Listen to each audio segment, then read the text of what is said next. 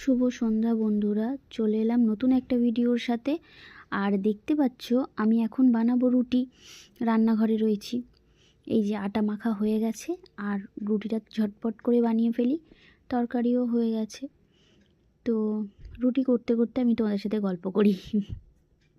এই যে তরকারি ছিল একটুখানি সকালের, আর এই একটা তরকারি ছিল, মানে নানান রকম মিশিয়ে আর কি হয়ে যায়।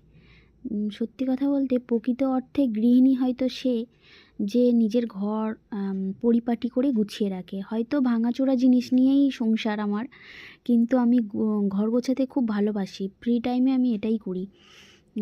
এর কথা ওর কাছে আর তার কথা তার কাছে বলে সময় নষ্ট করি না, নিজের সময়টাকে কাজে লাগাতে পারি। তো ঘরে থাকি সারাক্ষণ আর নিজের কাজটা নিজে হাতেই করি। কেউ করলে আমার পছন্দ হয় না আসলে।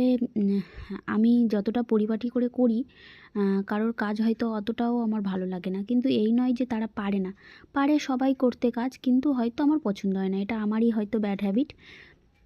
আর দেখতে পাচ্ছ আমি রুটি করছিলাম আর ছেলেকে এরপরে পড়তে বসাবো, তাই তাড়াহুড়ো করে কাজ করছিলাম। ছেলে যে টাইমটা পড়তে যায় সেই টাইমটা আমি কাজ সেরে রাখি, আর আসলে আমি একটু যাতে পড়তে বসাতে পারি।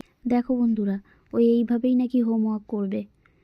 এই যে এরকম করে প্রত্যেক দিন হোমওয়ার্ক করার সময়, এরকম শুয়ে শুয়ে হোমওয়ার্ক করবে। তো চলো, সবাইকে টাটা, সবাই খুব ভালো থেকো।